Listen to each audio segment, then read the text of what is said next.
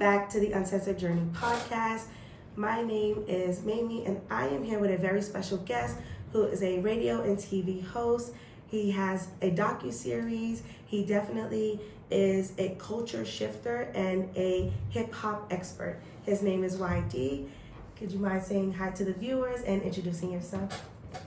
Hi everyone, my name is Ydee, aka Serious Business Radio and TV host, just like you just mentioned it, hip hop culture promoter, hip hop ambassador worldwide, and the promoter of the local hip hop awards called Galsen Hip Hop Awards.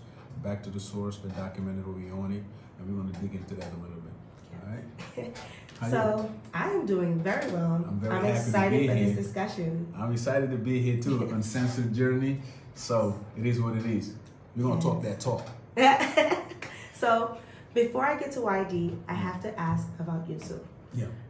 Do you want to explain to us how your childhood was? If you could summarize it in one word, what would you say your childhood is within that word and why? I'm afraid that I can't describe that into one word because it's been, a lot of things that I went through, positive and negative, but all acceptable because it made me who I am today. I reach out my 40 right now, plus, and throughout my whole life, I never had a serious conversation with my daddy until 2 days before he passed. And that was, that serious conversation was about the place he sent us when we was kids, just for us to know about life, to learn, to prepare us for the future, which was unacceptable back then because we was around 11, 12, in the middle of the village, walking 7 miles every day to go to school, no lights, food wasn't up the bar.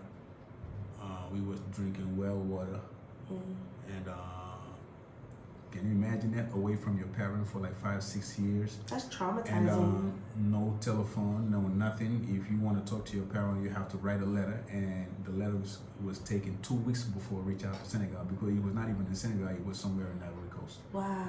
And my mother, peace be upon her, and she used to come visit us every 2-3 months. But my dad never did. Wow. To him, it was a way to prepare us for the future. It was hard back then, and I had to send him a letter to tell him that, listen, I know and I understand that you brought us here, so we can learn about life, prepare us for everything, to get us stronger. But it's hard to a point where if I die in this condition, I will never forgive you. My daddy got scared and he brought us back. That's how we came back to Senegal. At what age?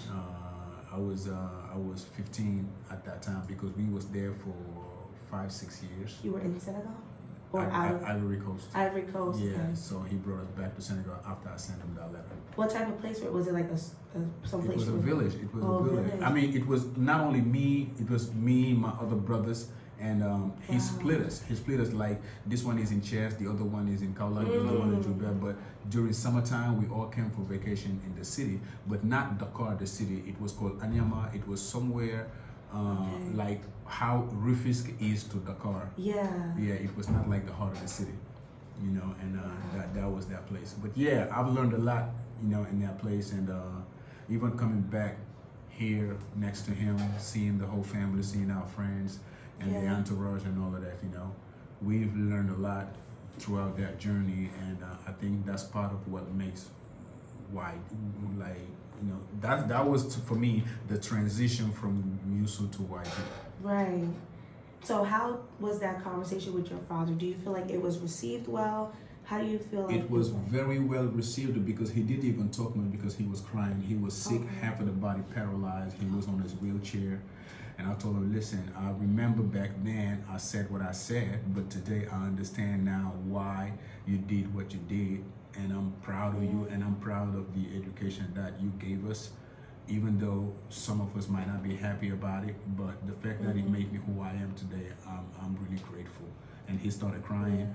And I didn't even realize that was my last conversation with him, and that was the last time I saw him, because 2 days after that he passed. Wow.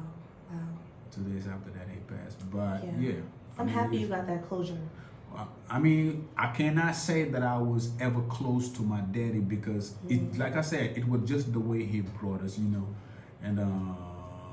we was not happy about it, but we wasn't ashamed about it neither because he's our daddy. I mean, all you can do is to love him because he knows why he did what he did, and back then we didn't understand, but we understand now because we've grown up now. So yeah. How was the experience growing up without your parents? Because that can be very traumatizing or a really great experience depending on the place. You're saying you did very rarely heard from your father and then you heard from your mom every 2 to 3 months, but you're away for a couple of years. So how did you and your brothers manage that emotionally, physically, mentally? We had to blend. Yeah. We had to blend. We had to adapt. We had to to understand that this is what it is, and we're gonna have to deal with it. There was no other way.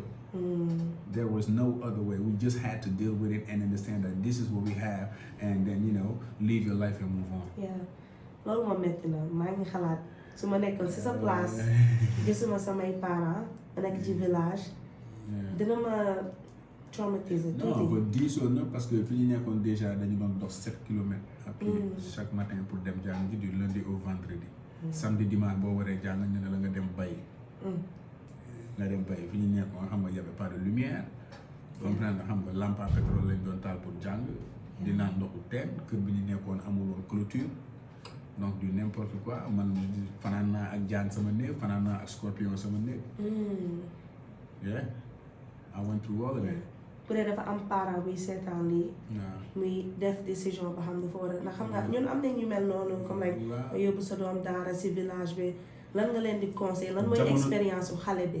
jamono ji ñu nekk nii kenn mënul téye doomu kenn nit ki yow yaa mën a téye sa doom. waaw yeah. jamono ji ñu nekk nii because the situation got super worse to a point where no one can take care of your own kid but yourself. No one but yourself. Yeah, I agree. saa yoo ko mënee daal même boo ko mënul sax teel sa doom defal ci moom li nga xamante ne yow lii nga mën defal ci moom li nga xamante ne loolu nga bëgg ndax keneen du la ko defal à ta place. Yeah, because defoon naa beneen interview de mi ngi waaj a génn kooku dafa ma doon expliquer ni dafa demoon daara ci àll bi and then daaw ma dégg papa ji moom mais moom daf ci amoon like a good experience mais moom problème moom mooy you don't hear from your dad and then you feel like this is your only family, so you kind of readjust your mind to not consider your family no more. But your family are strangers to you, so it's like you're trying to reintegrate. Man, am na ay frères yoo xamante ne the family are strangers to them. Am na ay frères yoo xamante ne ñun ay gan lañu ci ñoom, c'est-à-dire bokkuñu famille te pourtant on est le même père. ñun ñëpp ñoo bokk papa. am naa ay frères yoo xamante ne dinaa toog at duma leen dégg. waaw at duma leen dégg. waaw et c'est pas je duma leen blâmer parce que nit ñu yaree la. parce que ñun dañoo tasoon ku ci nekk ci ki la yoroon ni mu la yaree ak mentalité bi nga màggee loolu moo ànd ak yow. donc merewuma ci kenn. merewuma ci sama papa merewuma leen ci ñoom parce que paa bi xam na lu tax mu defoon ko. parce que ñoom éducation boobu la ñu yoroon te moom la ñu bëggoon inculquer ñun. léegi nag jamono nag day dox. Times change, people grow up, people change, the mentality is different now, so we have to take all of that into consideration to understand why we're going through what we're going through now. Yeah. Est-ce que bi nga fa nekkoon amoon na expérience boo xam ne daf la marqué like it had an impact on you and who you are today?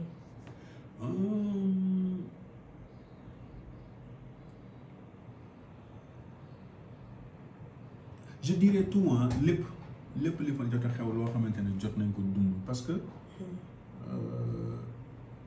nga foo nekk rek ñu ne la kii mooy sa xaritu papa benn bakkan ko he was my daddy's best friend like that was his homie, that's his man. te man ci moom laa nekkoon. yaa ngi dégg te ni mu ma doon toppat ni mu ma doon traité ni mu ma doon téewe noonu la doon téewe ay doomam bi mu jur. so man je pense que bu ma ko naree considéré dinaa wax ne par rapport à sama yenn frères yi maa leen ëppoon chance. am na ci ñoo xamante ne fi ñu nekkoon ñooñu c'était juste sama ay xaritu papa la ñu nii mais kii ma lay wax ni man ci ki ma nekkoon kooku gaynam la woon su ma naan gaynam la maanaam kii moo nekkoon jenn wàllam boobu. Tu vois donc li ma ko jot a dund yëpp lépp am na impact ci man lépp am na impact ci man c'est-à-dire tey sama xol toj na toj boo xamante ne dara safuma lenn rek nga mun a def lu ma metti mooy nga xañ ma dépense. waaw man boo ma xañee dépense moom ñu am problème. waaw xaalis bi foofu mu ñëw noonu. waaw boo ma xañee dépense moom ñu am problème you know if you trying to mess with my hustle we got a problem but other than that lu nit def man dara safuma. dara safuma parce que dafa am lu bëri loo xamante ne man dama ko simplify ci sama life. sonalu ma quoi. My only concern is get my hustle on, take care of my kids, and trying to be a better person. That's man loolu mooy sama that's my motto ci loolu laay dox. Thank you for sharing that te dina am ñu bëri ñoo xam ne loolu dina leen amal valeur dina leen amal njariñ because especially parents yi nga xam ne ñu ngi xalaat def di dugal seen doom ci the same path that you went on dinañ ci am njariñ so comme wax nañ ci your childhood I want to know lan moo la motivate pour nga dugg in the hip hop culture what motivated you to pursue hip hop as a career because dégg naa la ngay wax ni mosoo am liggéey si sa àdduna hip hop you dedicated your life to hip hop and you haven't had a job in your whole life so what is your motivation? Everything I've ever done is hip hop related. Everything I've ever done in my life is hip hop related. If it's not hip hop, I'm not in.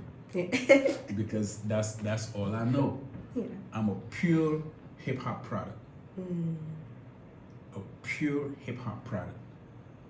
That's Ydee. If you look at me, you see hip hop. If you listen to me, you listen to hip hop. Even the way that I raise my kid is hip hop. The way that I talk to my wife is hip hop. The way that I'm kissing her is hip hop. Like everything I do is hip hop related. That's all I know. And basically, hip hop raised me. So I didn't choose hip hop. Hip hop chose me. I love that. Hip hop chose me. I didn't choose hip hop. Because back then when we was at school, late 90s, early 2000s. I was the head of the Tupac fan club in Senegal, and I used to organize the Tupac Memorial every year. So the first one that ever gave me a microphone to tell me that it's in you, this is what you was made for.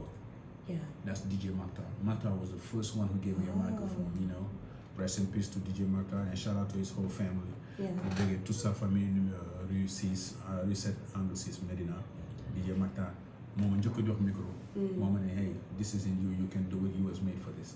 So avec lui xam nga ñu commencé di def ay soirées yu bëri ak moom ay soirées yoo xamante ne amatul sax Sénégal. c'est soirées yoo xamante ne da nga doon dem moo doon gën a neex sax concert.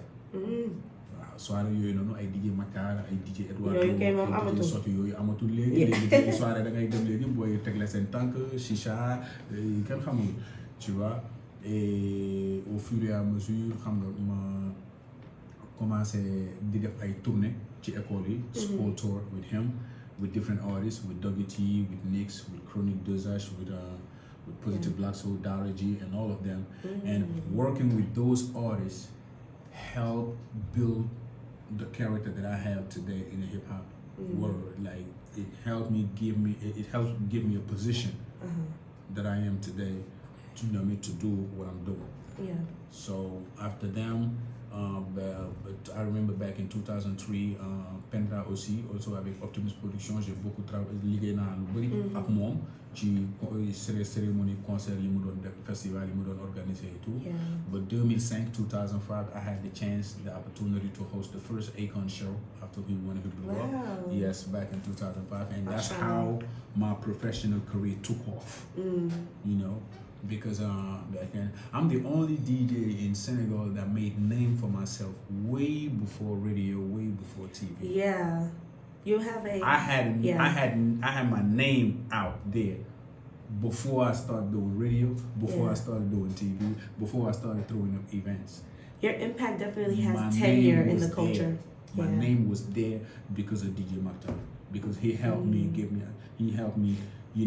by giving me opportunities to host parties with him, and the artists that wanted to work with him, also they, you know what I mean, scoop me out like, yo, I want you to do this for me, I want you to do this for me, you know what I mean, I'm doing a concert, I want you to host it, we having a school tour, we want you to host it, Yeah. I'm throwing myself in my festival, I want you to host it, and I became like the #1 official host for like a decade. You know what I'm saying? Yeah. So after the Akon show, that's when everything like took off officially. You know, we had Willie Denzel from France, we had Ja Rule, we had Sean Paul, we had Morgan Heritage, we had like a whole bunch of artists until 2010. We did Rick Ross.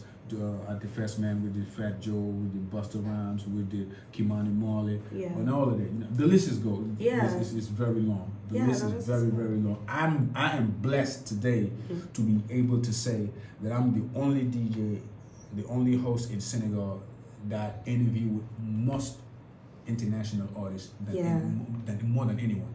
That was going to be my follow-up question. So I want to know, I see that you are very great at developing relationships, not only developing, but maintaining those relationships, right? Mm-hmm. So what is your strategy when it comes to developing relationships?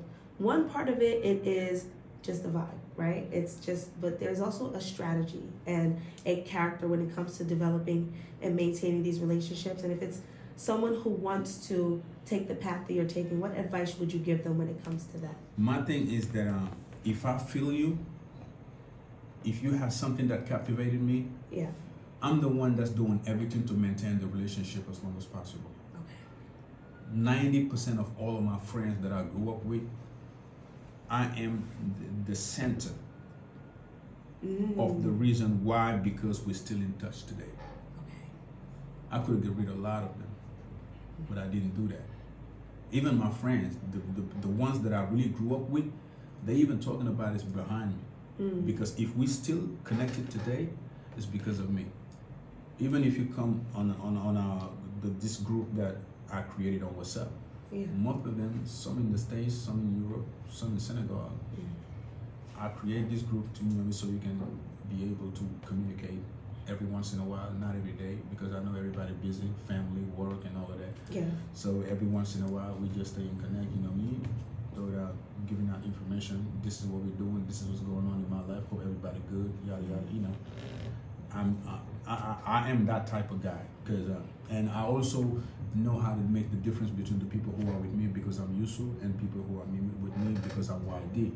Because radio and TV never got into my head. I don't care about the success, I don't care about the popularity, I don't care about being known, you know. I think even from my generation, I am like one of the very few that can wear my short and sandals, you know, and walk down the street with my hand in my pocket and my headphone, not talking to nobody. I'm free with that because I'm not trying to be showy to show everybody that, I'm Ydee, I'm working. No, I don't do that.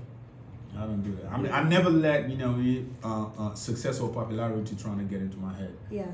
No, that's not helping. What is that going to bring you? Nothing.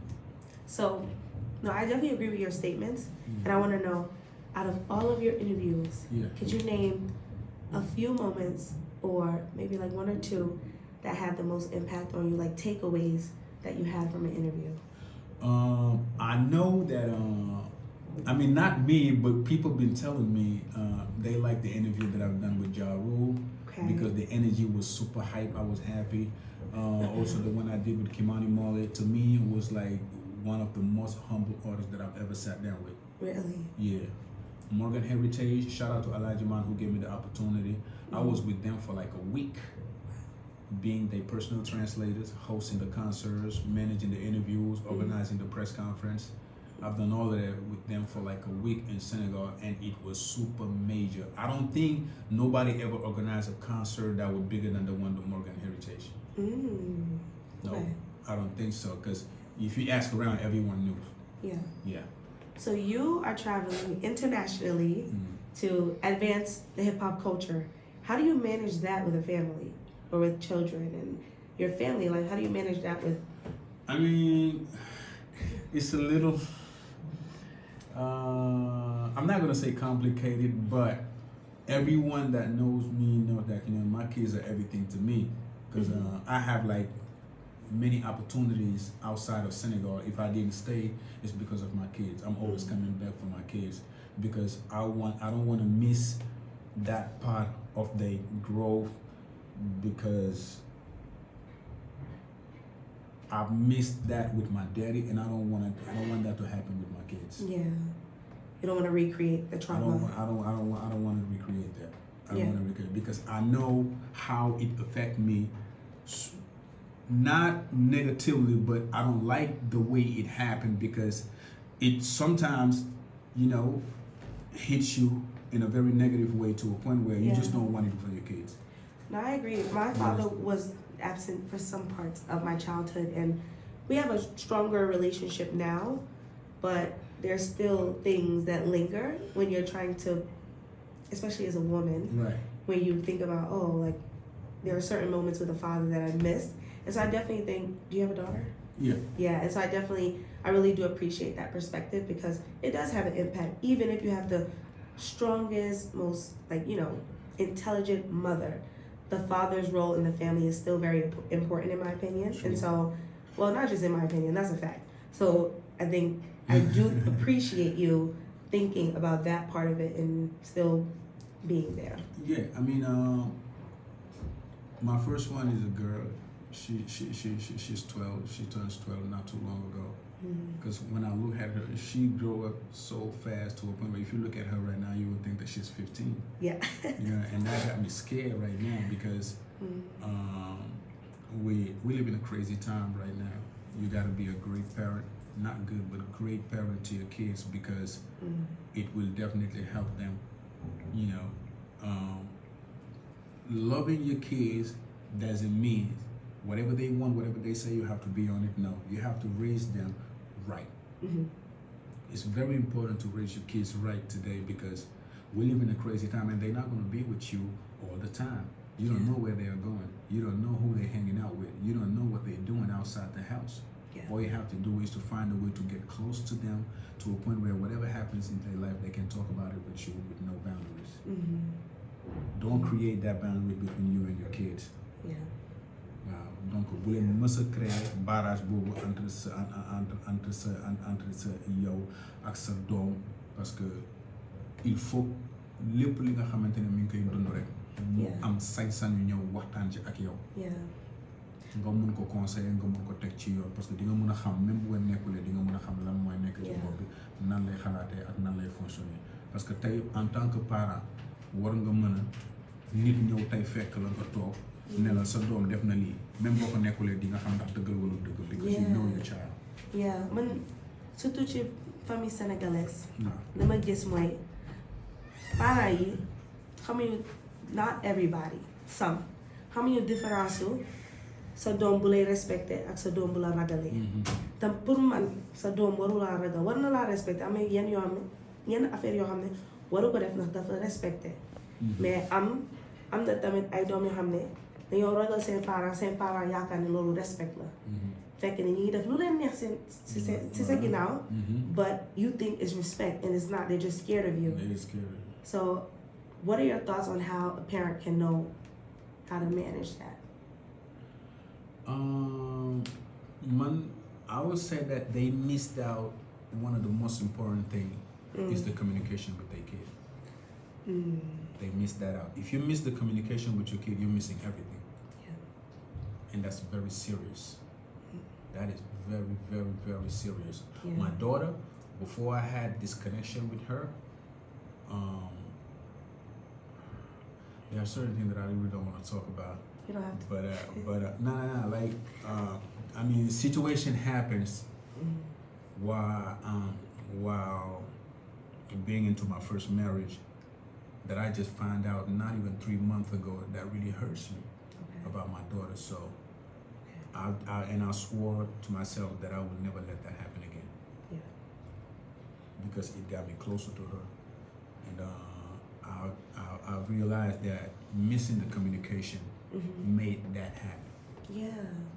Thank you for sharing that reflection. Yeah, missing the communication made that thing happen that I didn't know about, and it happens when she was 9 years old, and she's 12 today. Yeah. I just found out not even 3 months ago. Yeah. but now you know, and you Now I can, know, yeah. and you're repairing that. Thank I you. appreciate you sharing that. Yeah. Yeah. So I want to know. Let's talk more about hip hop. Mm-hmm. So, so you have a hip hop documentary called Back to the Source. Yes. That you are you in the process of? It's finished. We're still processing. Still processing. Can you share with us why did you develop it, and what do you believe will be the impact? The impact will be super, super, super major because I remember back in 2010 we had this festival in Senegal that was organized by the government. They called the FESMAN, the Third Black World Festival, which happens every 60 years. 60. Every 60 years, 60. Every 60 years. Say the festival again. The third, it was the Black World Festival. The last one that we witnessed was back in December 2010. It was the third Black World Festival, the third edition. We had artists coming from all around the globe. Wow. And it was a full month festival. We had like 3-4 concerts every day from December 1st to December 31st. Wow. Every day, all type of music, hip hop, reggae, jazz, soul, whatever. We had a full month of festival. The country was shaking. It was moving, and everybody had fun. Everybody made money. Yeah. No, for real. That's a good like, part. Everybody made money. Everybody was happy. Some got played, of course, but yeah, the money was there. Yeah. The money was there. And some artists was super mad because they thought that some artists didn't deserve to be here, which I agree, but it was all free shows. Right. If this is what made people happy, why not? But in a very objective way, some artists shouldn't even be here because they don't have nothing to do with the black culture. Right.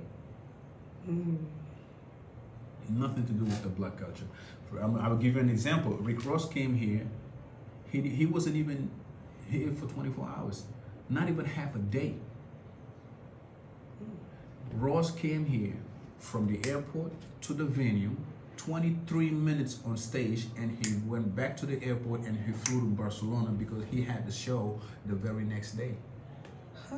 He could make it on time in Senegal because there was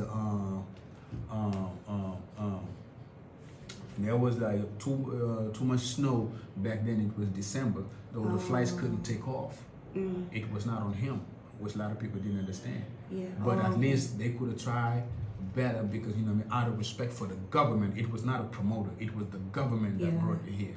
I think on that side, Ross and his team, could have tried to do something, right. to make it right. But because hip hop has a lot of not only fans but support in Africa. Of course. Because Meek Mill was asking about where do you all listen to my music in South Africa? Like what platforms do you all listen to my music? There's a lot of support for hip hop culture, not just U.S. hip hop, but internationally in Africa. Of course.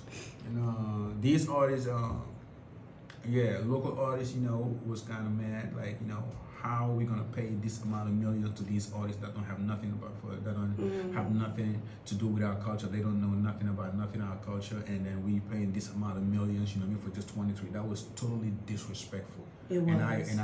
And I agree with that. But there was circumstances that made it happen the way it happened.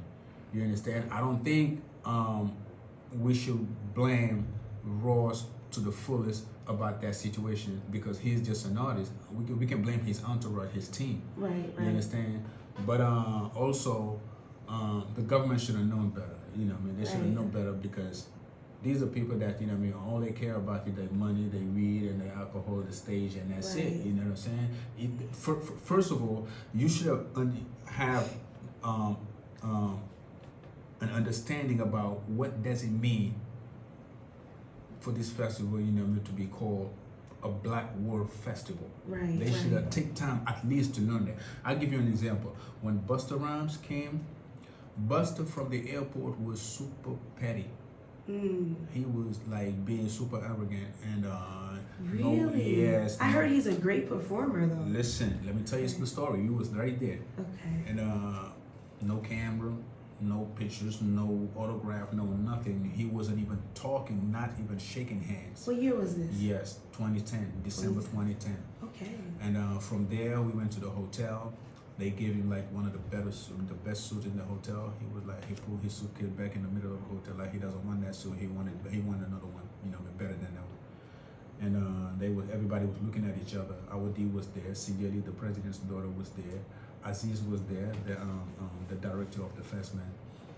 And I was like, I told Ydee like, yo, didn't you guys take his passport? Mm-hmm. Because if you bring in an artist to a country and you agree on this amount of money, one thing you have to do is to send him 50 or 75% in an account that he won't be able to touch until he touched down. Mm-hmm. And if you send that money and he had the confirmation that the money has been sent into the account, what he has to do is to shoot, to record a short drop, a video drop. Hey, what's up? This is Ydee. I'm coming to Senegal, by yada yada yada. Okay. And send it to you. You can use that for the promotion. Once he touched down, now from the airport, yeah, they will ask you to send the rest of the money before they sneak in. Okay. And when you do that, all you have to do as the promoter, you take his passport, because as long as you're holding his passport, whatever that's on the contract, he's gonna do it or he's not leaving. Oh. That's how it's supposed to be. Wow. So artists would let y'all take their passports? They don't have no choice. If you negotiate the deal right, that's normally how it's supposed to be. Okay. You are the one that's going to the to the embassy, to his embassy, with him to let him know that he's on the Senegalese territory for this amount of days for this job. See, this is the breakdown of the business that we need to know, because there's so many people, like the behind the scenes of the business, that we everyday people don't know, and those who are trying to be into the hip hop culture would definitely need a mentor like Ydee, so you can understand the nuances of the business. Because when you show an artist that you're a fan, he will never respect you. Yeah. He will never respect you. Davido came to Senegal. Yeah. He got paid to the fullest. When he came, he was hanging around with girls around the pool at the hotel and all of that. So there was the time, this Saturday afternoon, the day of the concert itself, he has an interview that I set up with Coco Jean on Nostalgia back then, 9.3. It was time to go to do the interview, and he was like, "No, Ydee, come on, man, look what we got here." I'm like, "Dude, listen, you got paid, right? Right. Let's go do this. It's part of the job. You come back to the pool and you enjoy it. It's the business. pool with it. But this is business time." So the promoter that I knew, Mas was like, "Yo, Ydee, chill." I'm like, "Yo, Mas, like, chill, man. Like, he got paid. Right. He's not here for fun. He's here for work. If he doesn't go to the radio to do the interview, how people gonna know that he touched down? That's normal. This is how it's supposed to be. Yeah.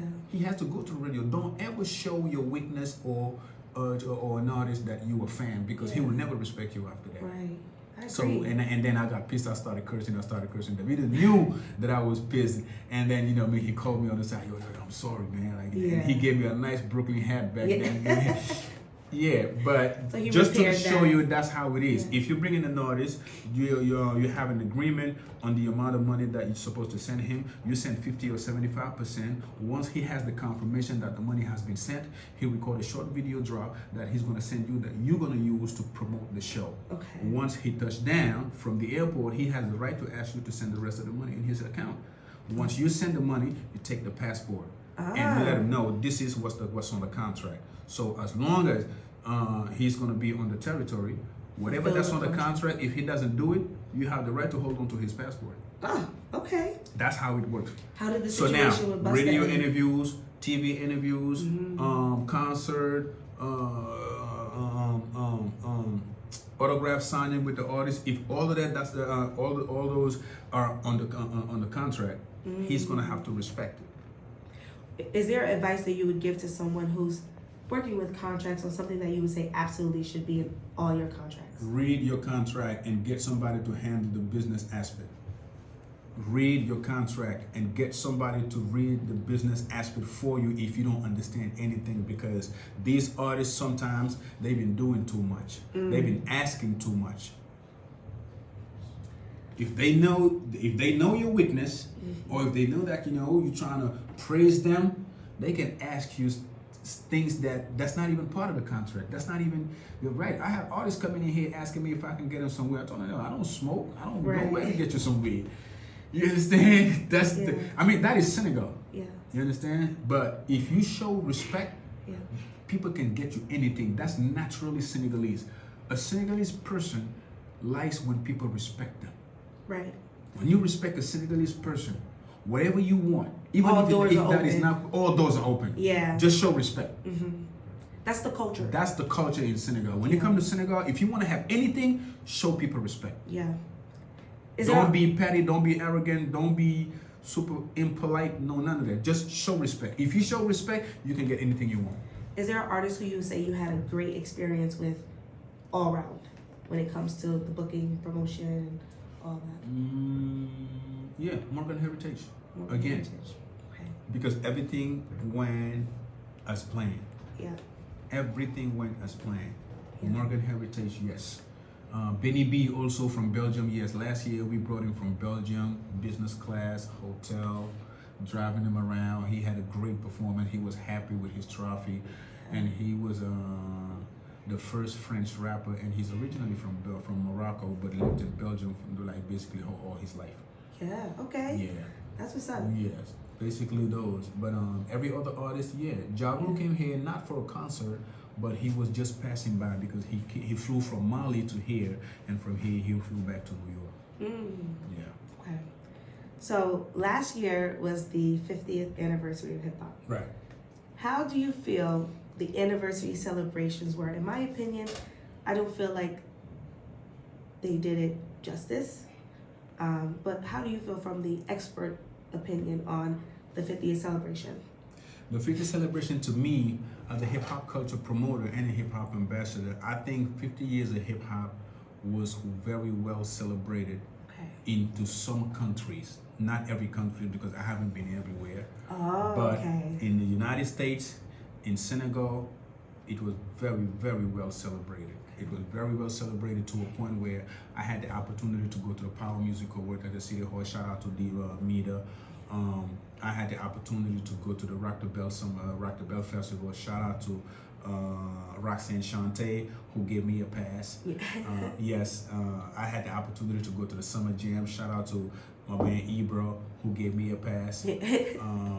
I had the opportunity to go to the Bushwick Hip Hop Festival. Shout out to Joe for giving me a pass. I went to the LA Hip Hop Festival also. Shout out to Boona, who took me there. I went to the Miami Hip Hop Festival also, and shout out to my man Lai, who hooked it up.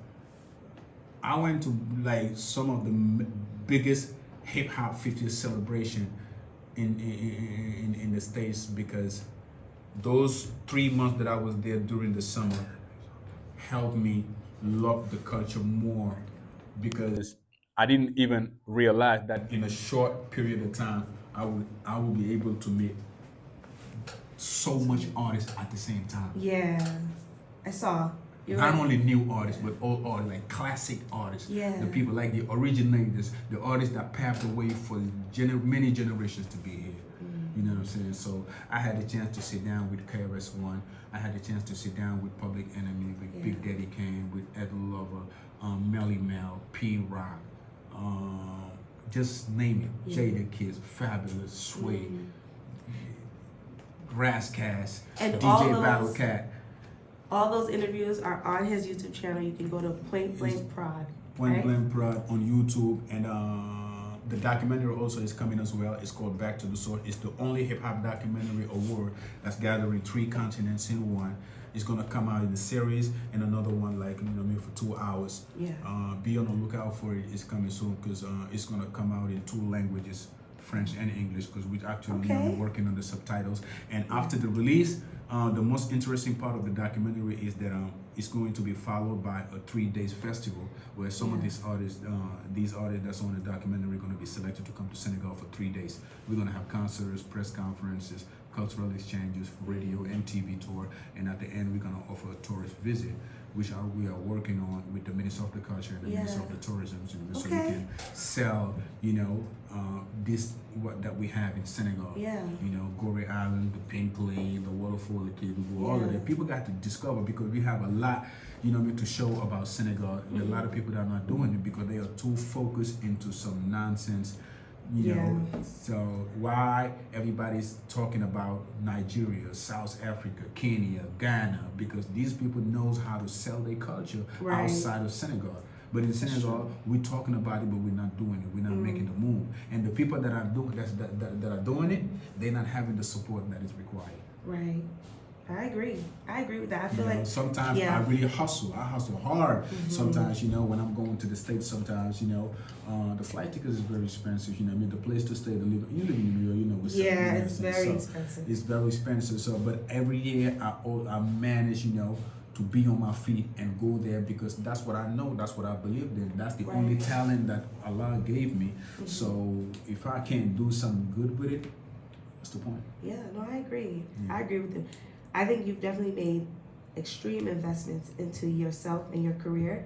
And I definitely see it pay off, but I really would love for there to be more support for hip hop in Africa, especially in Senegal. We have so many great talents here.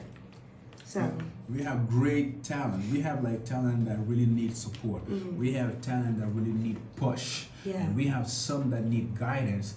And we have some that just need to get away. Yeah. We push them away, put them aside because they don't know shit about shit. Sorry, I'm cursing. No, that's good. That's good. Do you? I can curse? Yeah, do you? Okay. Feel comfortable. All right. So, what would you say, now that we're talking about artists in Senegal, what would you say are your top hip-hop artists in Senegal of all time? When you say top, on which aspect? However you want to, it could be lyrics, it could be style, it could be songwriting, whatever you feel. I'm gonna definitely go with Homan is definitely one of my favorite artists. Nix is on the list too. Daraji on the list too. Homan is on the list. Cannabis is on the list. Deep Dundugis is on the list. Omzo Dollar is on the list. Elzo Jamdong is on the list. OMG is on the list. One of the best females of all time. Absolutely. Enough respect to Positive Black Soul. I'm not gonna say no disrespect. They're not my favorites, but I put my hat down for what they've done for the culture because they open up doors. I call them the door of African hip hop. Positive Black Soul. WT and Ydee to me are the open door of African hip hop. If hip hop in Africa reach out to this level, they were the first one that opened up the gate to show them that they lead. Okay, they're pioneers. Of course, they're pioneers. We have a lot of great artists, but these are some of the people that I can listen to, in a row every day. Yeah. You understand? And I think that's good. You gave about 7. That's good. About 7? Okay. Yeah, you gave about 7. So now, if you would have to zoom out of Senegal, it's gonna be hard. But if you can give me your top 5. My top 5? Top 5 hip hop artists in whatever generation. That's not fair. I keep asking people that question all the time in my show, but when I'm asked that question, that's not fair. That's not fair. But I'm definitely gonna have to put Brooklyn Finest in there, Notorious Big, Jada Kiss, Lauryn Hill.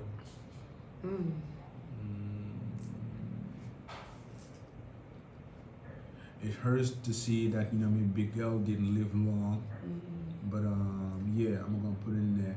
I'm gonna put Tupac on the list not as a rapper but as a cultural icon who had a huge impact into the culture. Definitely Rakim is there. Okay. You did all US. Because you asked me a list about Senegal, I gave you my list of Senegal. But That's 6. That's good. Yeah, some of the artists, I like not to call them favorite, but I really like and respect them. Yeah. A lot. A lot. It's a That's lot. dope. It's a whole bunch of them. You know. Yeah. I like your list. I think your list is good. Everybody has their own preference. So, Don't forget to put Nas in there too. Nas. Definitely. Yeah. Nas I agree in with there. Nas. I respect Jay-Z as a businessman, but as a rapper, I prefer Nas. I think many people will go with that sentiment as well. Yeah. Yeah. Especially after Ether. So, so outside That of was that, that beef with Jay-Z yeah, that Nas had, like Ether was so hard to a point where the people, when it came out I think a Saturday. K-Slay was on air. Rest in peace, DJ K-Slay. People who were Jay-Z fans on Friday turned out to be Nas fans on Saturday. yeah, That hard. yeah. Yeah. And people don't realize how long. radio was taking side. DJs was taking side. You know, Bottles was taking side. The street was talking. It was major for hip hop. It was a win for hip hop because everybody paid attention. That's what I liked about it. Not Jay-Z won or Nas won or Jay-Z lost or Nas lost. Hip hop won. It's centered hip hop. Exactly. Yeah. And everybody was paying attention, and that's what I liked about that, because it's a whole bunch of things that's going on in hip hop that people can't realize, because we have in hip hop we have this thing that we call clash, we have battle, and we have beef. You know, some people don't think that it's just okay, to come out of the blue and and curse somebody's mom out and think it's okay. Yeah. I don't see what's hip hop in cursing somebody's mom. It's personal. So can you break that down for me? Because I was going to ask you a question about rap battle, but before we get there, break down the difference for me, because to me, any disagreements or going at each other is a battle.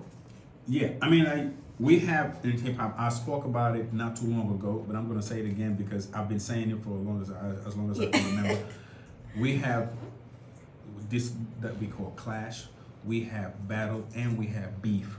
A clash is in hip hop, like, if we can verbally exchange words that's gonna, scratch the other one personally, you understand? To diss the other one, like, it's okay to tell the other rapper, like, you whack, your product is trash, I'm better than you, I'm this than you, I'm that's, that's clashing, that's just, we keep it on wax. Okay. You understand? But some people call it pick. Out here, when you come out here, like, us like subliminal shots. Okay. You understand? I talked to somebody, but I'm not going to mention his name, but if you listen, if you know hip hop, you know that he's the one that I'm talking about. Yeah, he's subbing you. Subbing you. That's subliminal shots. And we have battle. A battle is like a cipher. When you put us in a cipher, in a circle where artistically we are going to prove to the audience who's better and who can do best. Like battle rapping, okay. Battle rapping. That's battle. But when it comes to beef, okay, beef is real serious, because with real beef, there is no sleeping with beef. There is no sleeping. Real beef is not going to be on wax. If a beef is going on, somebody won't die. Okay, so I don't want no beef.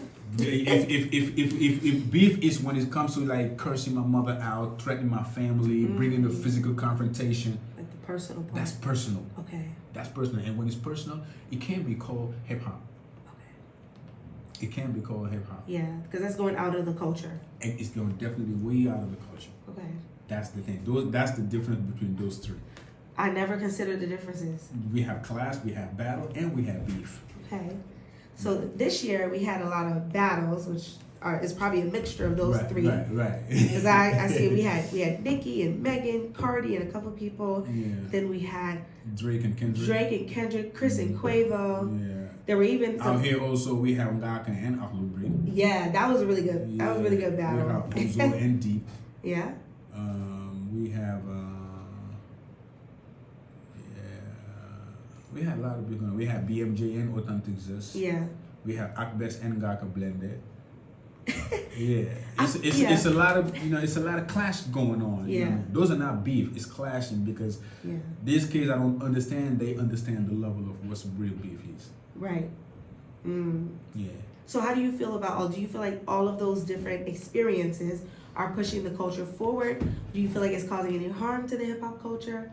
What are your thoughts? I think it's pushing. I mean, it's doing both at the same time. when I look at it, because last time I checked, when Gaka and Akhlou Brick was going at each other, there was this promoter that came out of the blue that put a lot of money into it, you know, so they can settle the battle in front of a crowd. Oh, okay. Which was good for hip hop. Yeah, that's good. You know what I'm saying? Both made money, you know, the sponsors, the medias, you know, they shaked up the game a little bit. Yeah. You know what I mean? Those are the, you know what I mean? That's the positive aspect of it that I really, you know, I really like.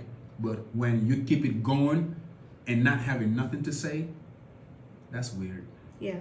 You know what I'm saying? Because I think that, you know, when you're going at a rapper and he clap back, like, I diss you, you diss me back, I diss you again, and you reply back, 2 back and forth, I think that's enough. Because in those 2 back and forth, I don't think you will ever say something that you wasn't supposed to, you know, you haven't said already. Yeah. But when you keep it going, that's nonsense. That's digging, you know what I mean? That's digging too much to trying to find something to say when you don't have nothing to say. Yeah. You said everything you had to say anyway, so what's going on between this guy, you know what I mean? You said this, you said that. Hey, listen, you want to know what I have to say? Go listen to the track. Yeah. That would be like a normal response of an artist. Right. I think the battle between Gaka and Akhlou, it definitely showed Senegalese that manga clash, manga not beef. You can have a battle and manga jay rayon de tuti si sonye, but it don't have to go far. Like, it don't have to go too far. When it doesn't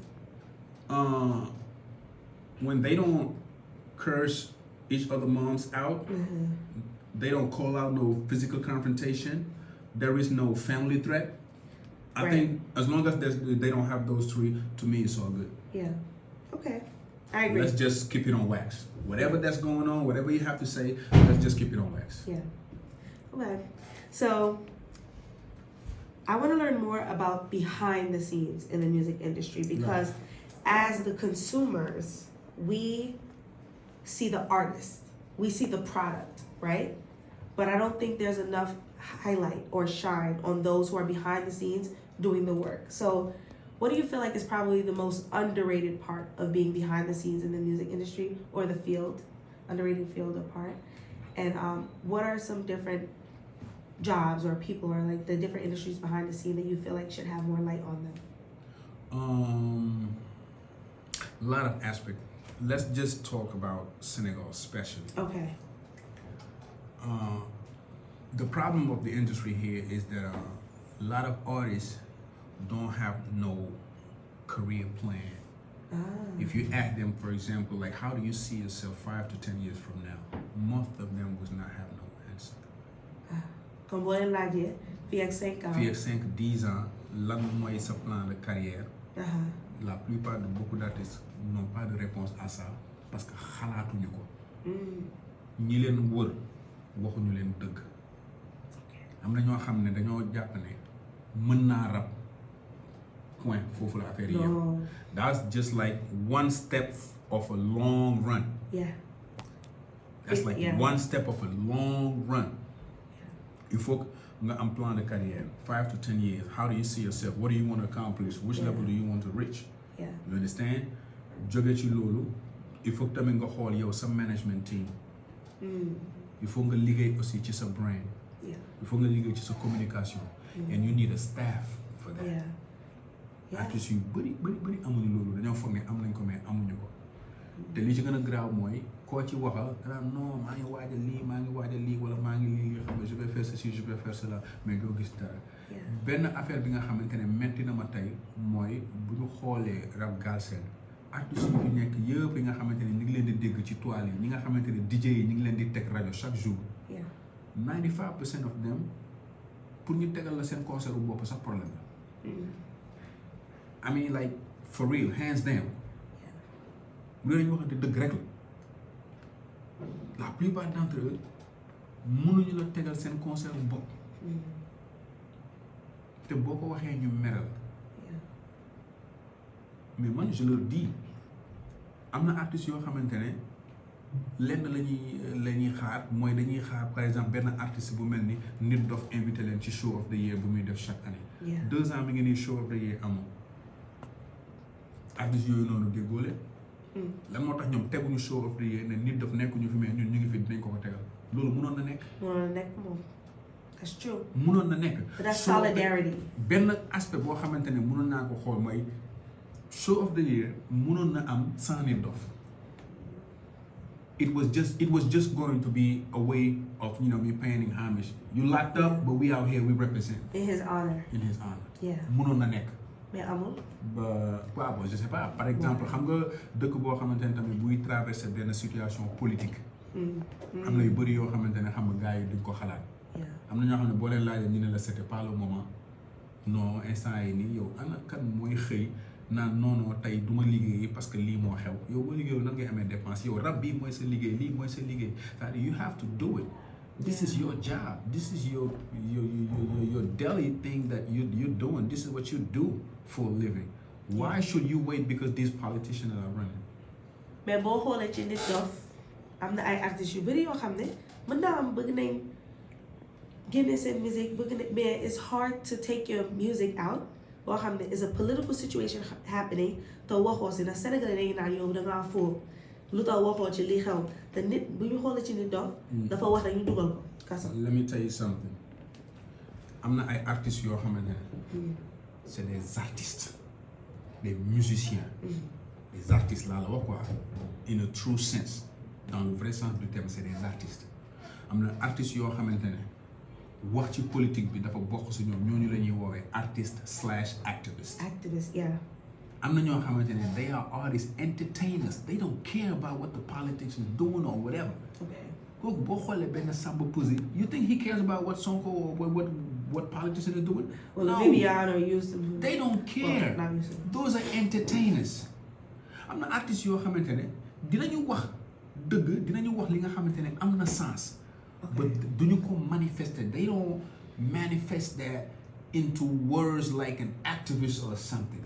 That's why I like artists like Nix or Dadaji or Elzo Jamdong because they're going to talk to the government. They're going to say what they have to say in a very polite way, but not to scream like xam nga sur tous les toits di yuuxu. am na ñoo xam ne dañuy génn s'acharner carrément. That's Nick Duff's way. That's his way of taking a stand. And Dip, because Dip put it in a song. Exactly. Dip put out a song. He told his truth. Wow. You know what I'm saying? Cannabis also did it like back then. Du ma sànni xeer du ma lii mais damay xaar mu jot ma yónni sama carte ma dem voter. Some people are like that.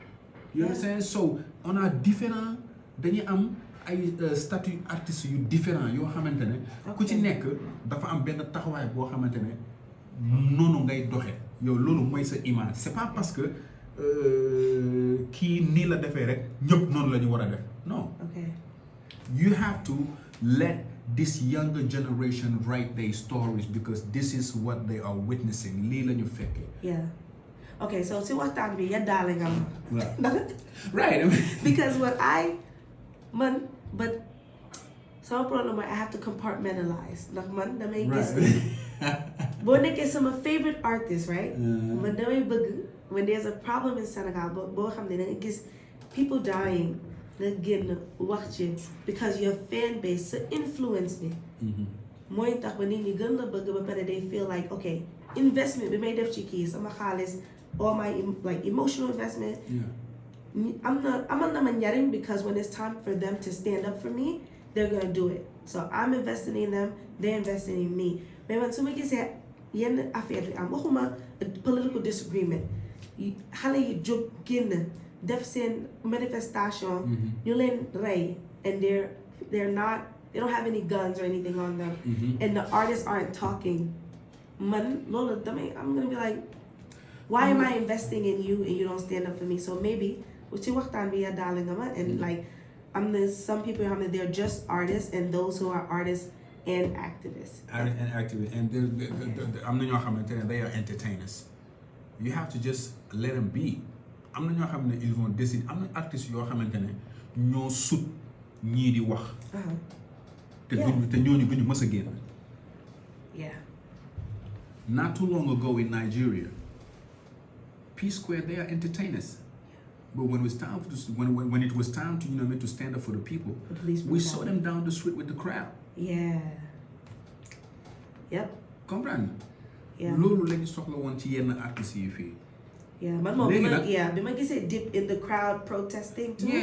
I was so happy. Not only him, am na ñeneen ak ñeneen ñoo xam ne jotoon nañ ko jaar de amoon na temps fii j'avais vu ay ñu neen Hakil xam nga ay ñu neen xam nga ay ñu neen professeur ay ñu neen xaw ma ñeneen gis nañ fi ñu bëri yaa ñoo xamante ne wàcc nañ ci télé bi when it was time mais am na ñoo xamante ne dañoo jël affaire bi carrément def ko focus mais am na ñoo xamante ne they just cannot do it il faut ñu nangul leen ko don't get me wrong génn baax na ku ci nekk am nga façon booy combattre am na ñoo xam ne wàcc ci télé bi mooy seen combat am na ñoo xamante ne ñëw taxaw ci télé bi wax seen mooy seen combat am na ñoo xam ne def clip mooy seen combat am na ñoo xamante ne def ay publication ci Facebook bi wala social media yi mooy seen combat comprendre am na ñoo xamante ne nag xam nga ils ont juste décidé d'être silencieux ñu toog noppi de bu ñu wax dara ok mais ñoom tamit dañu war a xam bu ñu toogee noppi duñu wax dara seen fans yi dina xaw a wàññeeku tuuti waaw mën na nekk okay so just a few more questions, 3 more, and then we're going to move on to the game.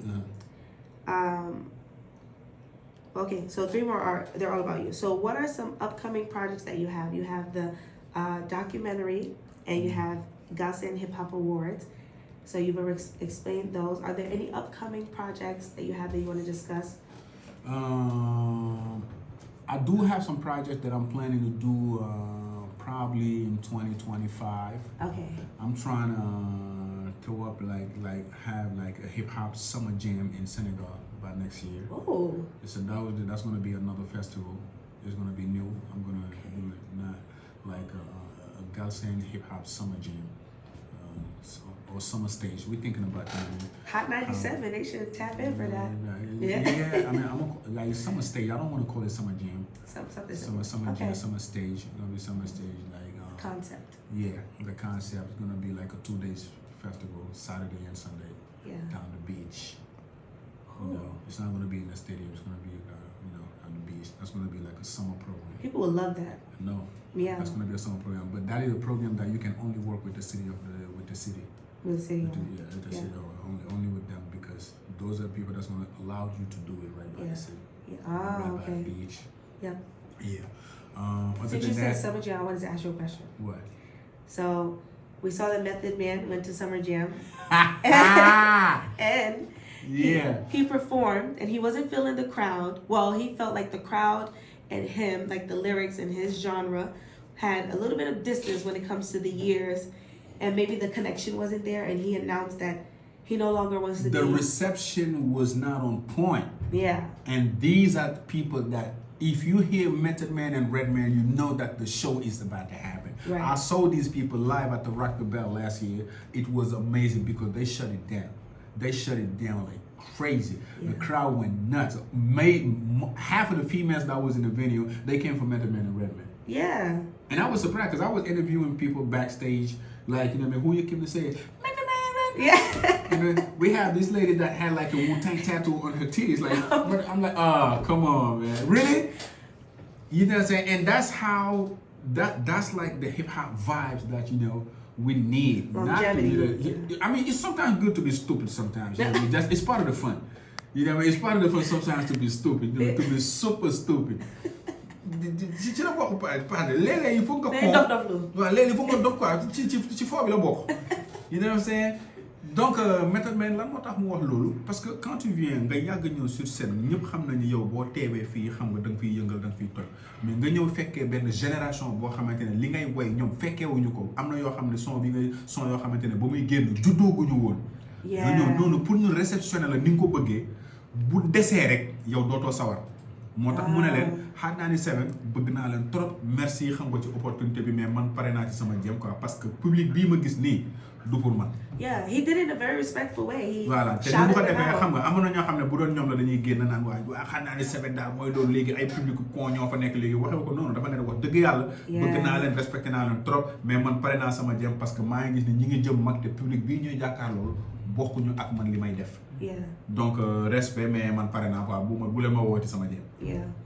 For our English viewers, do you think what he did was the right thing? It was right, and he did. I mean, to me, he did it just like I said in a very respectful way, to a point where he know that the age gap was way too much. You know what I mean? Can you imagine Method Man and Redman come to the Stadium Summer Jam in 2024 singing "How High, So High That I Can Kiss the Sky"? These people, they don't know that. They wasn't there. Most of them wasn't even born. Yeah. So I think that he did what he had to do. They did their show. I mean, like I went to the Rock the Bell last year. I saw Method Man and Redman. They teared it down. Like everybody that was there was like crazy. Most people that came to see them because it's been so long that they haven't seen Method Man and Redman at the Summer Jam or at the Rock the Bell, and it was Hip Hop 50. How you gonna do Hip Hop 50 without Method Man and Redman on stage? I also think he should consider. I think Method Man should consider the fact that maybe they're taking in his lyrics, because I had a couple friends who went and they were like, we didn't know none of the lyrics, but we just wanted to, like, his aura, his presence demanded their attention. Because they're so in power. Exactly. And he's so in power. They saw it in the movie. Yeah. Method Man in the movie as a lawyer and Method Man on stage as a rapper. Right. It's two different things, you know what I mean? So when you're coming to see that man in power on stage, you're losing it. Yeah, and they were just like, we just were watching him because they were really impressed by it because they didn't know him. And they're like, oh, that's so let me watch him. So maybe them sitting there watching him and not like going with the flow. Maybe they wanted to see that Method Man doing that bubble rap? No, they wanted, I guess maybe he wanted to see feel their energy, but they were taking it. The energy was there. The crowd was not just receptive because they wasn't there. You know, I mean, those songs did not apply to what they know. Yeah. It wasn't there wasn't no sync. Yeah. Bottom line. Yeah, I agree. Okay, so last part, we're gonna play a game. So we're gonna play Would You Rather, and it's sa preference. That's in French for our Wolof and French viewers. So I'm gonna name a few artists. I've kind of mixed them up. I didn't want to do women and women, but people in hip hop. And you just let me know which you prefer over the other. It could be in whatever way, whether it is you have a personal relationship with them, and that's what you prefer, or it could be lyrics, like I said, style previously. It could be whatever, but you can elaborate on why you choose one over the other, or you can decide to just say it and move on. Okay. Let's do it. All right. So the first one is Kendrick and Drake. Who would you rather? Kendrick all the way. Kendrick all the way. All the way. How do you feel about that battle? I mean, it's not even the same level, to talk about accomplishment, I really respect, what Drake has accomplished. But when we're talking about talent and artistically, there's no way he can touch Kendrick. So it is what it is. Okay. All right. So the next one on Who Would You Rather is Nas versus Nicki. Nas versus Nicki, is that a question? Yes. I don't think so. I see them putting Nicki towards. Nah. That's a good question. Nicki is fire. Uncensored Journey. First of all, we gotta put Nicki in these. Nas and Nicki. Nas and Nicki, yes. Talk about Nas and you didn't even. No. You did not even say EVE versus Nicki. Nope. We did not even say Rhapsody versus Nicki. You did not even say Cardi B versus Nicki. You did I not don't even want to say Cardi B versus Nicki. You did not even say Foxy or Lil Kim. Like Nas. Why you laughing? It's disrespectful. No, I want to know. Because the question is disrespectful. So you choose Nas. I'm sorry, I'm not going to answer that. You choose Nas? Of course. Well, I choose Nicki. Okay. I said what I said. Okay, I'm leaving. No, todo. Okay, all right. I didn't want to put Nicki against a woman because I don't want to keep her in that category. And to me, I feel like she can go against a lot of these men. But not Nas. Well, that's your opinion. You're gonna get. I wish y'all can You're gonna see. get blast. That's fine. You're gonna get blast. I love Nicki. I'm not even a bar, but I love Nicki. You're gonna get blast. I mean, respect. I wish y'all could see the cameraman right now because he's dying. He's under. He's under the table. Qu'est-ce que vous posez? Manque de respect.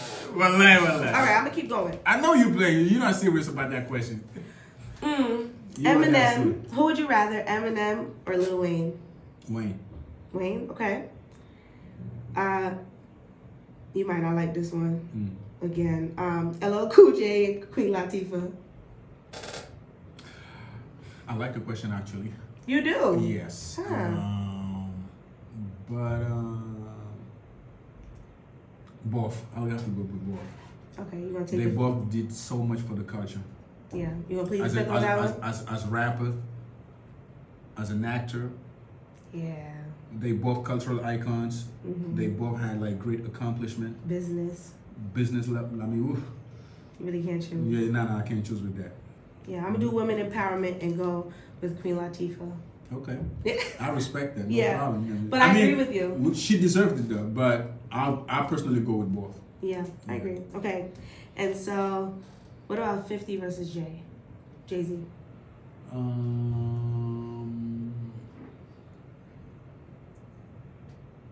On which level?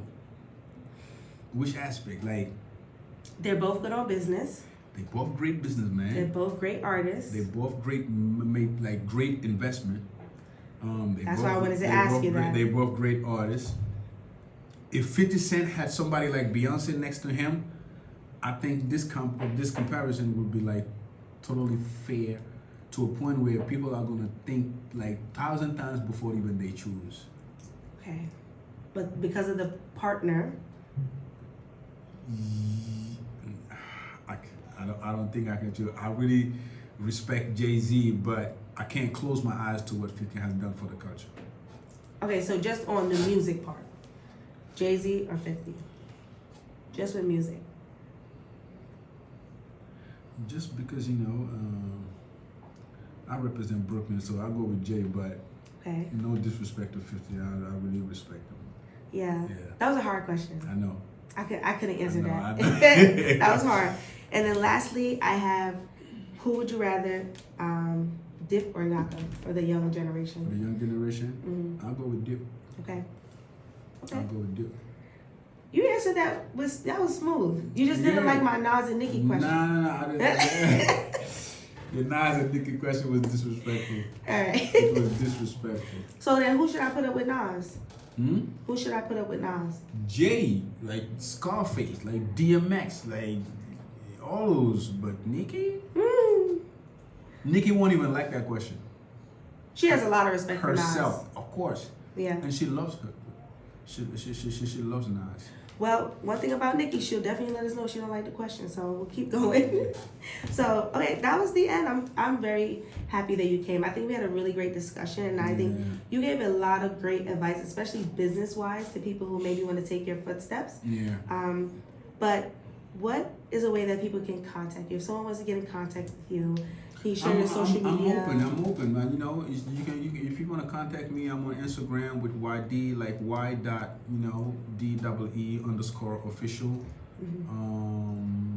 I'm on YouTube, Facebook with my name, Yusuf Dumbia, like YUSSU space DUMBIA. That's my YouTube page. Yeah, I mean, like, I'm reachable. Like, I'm basically on social media every day. So whoever want to talk to me, like, it just makes sense when you're talking to me. Yeah. And so I'll put all of his contact information on screen and in the description. I want to thank you all for joining us, and thank you to our host and everyone that helped this episode move forward. So I want to just say thank you for coming, and we will see you in the next episode. Bye. Salute.